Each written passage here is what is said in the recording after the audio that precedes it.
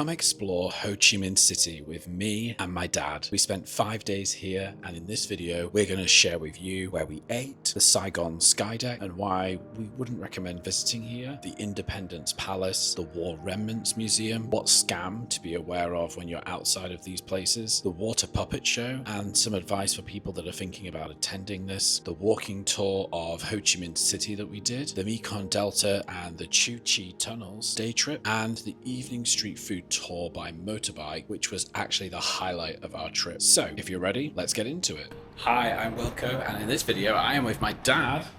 Hi. And we're going to be exploring Ho Chi Minh City here in Vietnam. But first we're going to go ahead and get some breakfast. So we headed to Ngon Restaurant, which was in the center of Ho Chi Minh City. This place was beautiful. It has lots of flowers outside and outdoor seating. And it's actually, I think, a tourist spot because when we arrived, there was a big group of people that were being brought into the restaurant to see all the different dishes that they freshly prepare here in the restaurant.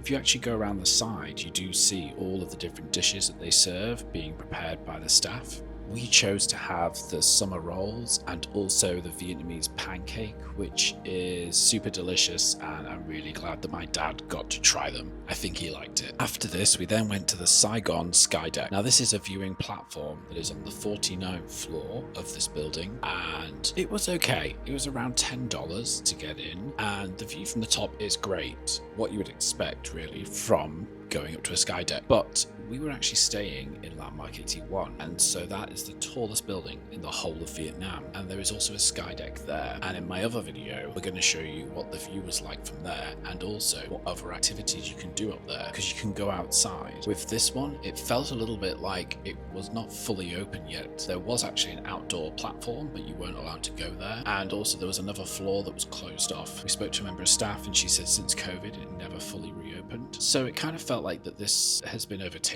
by the other viewing platform. So if you were going to choose one, I would recommend Landmark 81. Then we visited the Independence Palace. Now this was really interesting because you get to see some of the different staterooms and also the offices of government previously, but the real highlight I think was seeing one of the helicopters on the roof, well as the bunker where they still have some of the technology that they were using, like radios, etc. That was all pretty cool. We actually had an audio guide which did help us to understand what was on display there, and also they had some old tanks and fighter jets in the grounds as well. Then I'm going to call this a scam because as we were walking to the War Remnants Museum, we were approached by a guy who was holding a piece of wood balancing two baskets, and he was chatting to us, very friendly. He offered us the thing to have photos with, which we didn't ask for, but it was very kind of him. And then I think his way of making money from us was then he basically cut open a coconut and offered it to both of us. We didn't really want them, but we felt then obliged because he'd opened the coconut that we would have to pay for it. So when I asked him what the price was, he overcharged us massively. So I just gave him the money. We walked away. It's a bit frustrating because I've been in Vietnam for probably 5 months in total and never had anything like this happen before. So it's just something to be aware of when you're in Ho Chi Minh and in these tourist spots. The War Remnants Museum,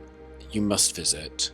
I think it's so important and it's not easy. I barely took any pictures or videos in here because I was just absorbing the information. It's shocking how much chemical weapons were used in this war and the impact it's had on so many families and generations. I had no idea the extent of what was going on here, so I think it's really important that people go and visit and hear and read the stories of what it was like for real people here. Then we visited the water puppet show in the evening, and we booked our tickets to this on Get Your Guide, which I've put a link below, and I think we weren't really sure what to expect. And one of the things that really shocked me when I was there is how many people walked out during the performance. There was probably about 20 people that left during the show, and I think they probably weren't expecting this to be just a water puppet show with musical instruments being played by people either side of the stage, and none of it was in English, so it was all in like Vietnamese. There was people kind of making traditional noises and music. So just to be aware that if you're going to potentially book this, it's not going to be in English and it's more of a traditional show, and probably kids will enjoy this more. Although, I'll be honest, I really enjoyed it, so maybe I'm just a big kid. We then took part the next day in a free walking tour, and the way this works is you book online without any cost, and then at the end of the tour, you pay the guide what you think the tour was worth. And I've done many of these in lots of different cities, and this one was really interesting as well, because you get to hear from local people. We saw the French-style government building, as well as the Ho Chi Minh statue, the infamous coffee shops that are in apartments, although we didn't go inside, and then we visited the old post office, which was pretty cool. So we're going to post letters back to the UK and let's find out how long this is going to take.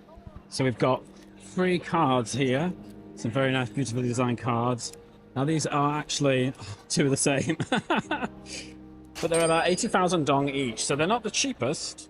But now we need to write in them, and then we need to find over here where we can get our stamps and then post it internationally. They've got their letters here. Look at the amount of stamps that they need to be able to get there. So we'll see if these are going to arrive in time. That's 240,000 for 3 of these to be posted. And that's because they're quite heavy cards. So, bye.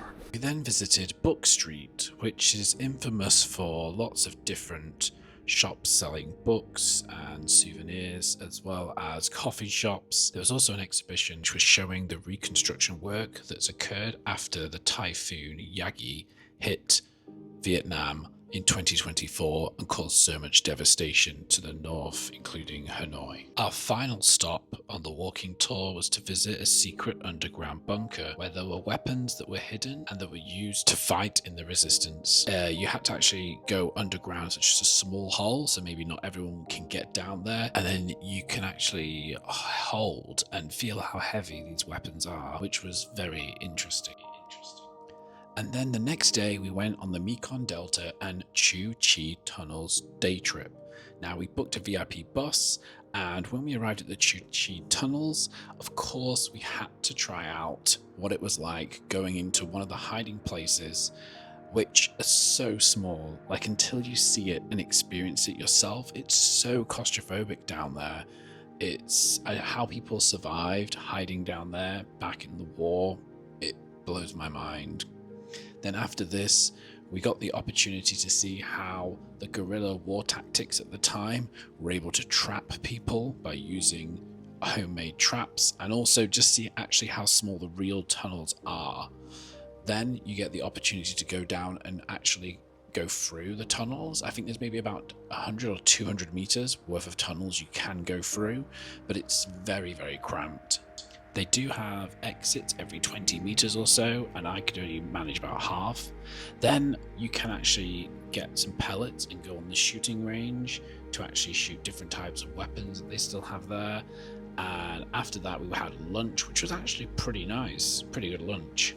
And then we drove down to the Mekong Delta, which was absolutely stunning. This river is massive, and I had no idea that it came all the way from China, going through Laos, Cambodia, and so many people are dependent on this river and all of the nutrients that it feeds down.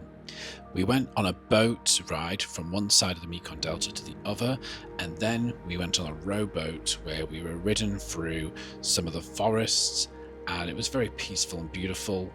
And then after this, we saw how the coconuts are harvested here, as there's so many coconuts that grow in this area of Vietnam. And then after that, we had a special performance by local people. Then it was time to have a tuk-tuk ride back to the boat that took us back over the Mekong Delta to then head back to Ho Chi Minh City. Then finally, we did a food street tour, which was by a motorbike. And this was the highlight, I think, for me of my time in Ho Chi Minh.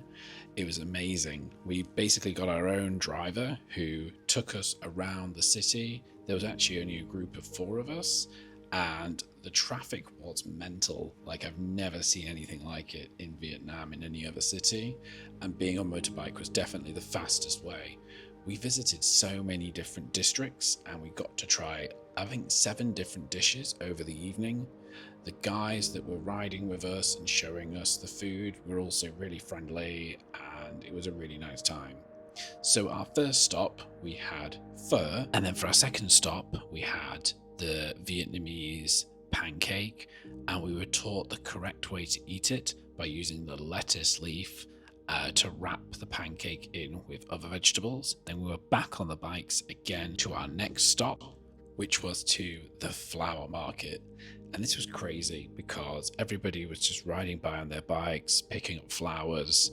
And it was actually International Women's Day, so it was very, very busy with people buying flowers. And then we stopped off for our next food stop where we had a variety of different things. We tried the Vietnamese pizza, which was actually really nice, very, very crunchy. It's actually on grilled rice paper.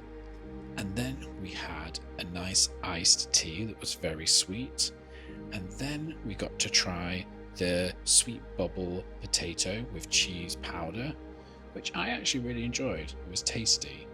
And then we got to try real stuffed snails with hook, which was interesting. I've had snails before in France, and it was actually quite nice, even though I know it doesn't look very nice at all. Then we were back on the bikes again for our next food stop, which was, of course, the infamous Banh Mi. And this was just a place on the street where it was very tasty, although the bread maybe was a little bit old because it was at the end of the day. Then it was time for some dessert.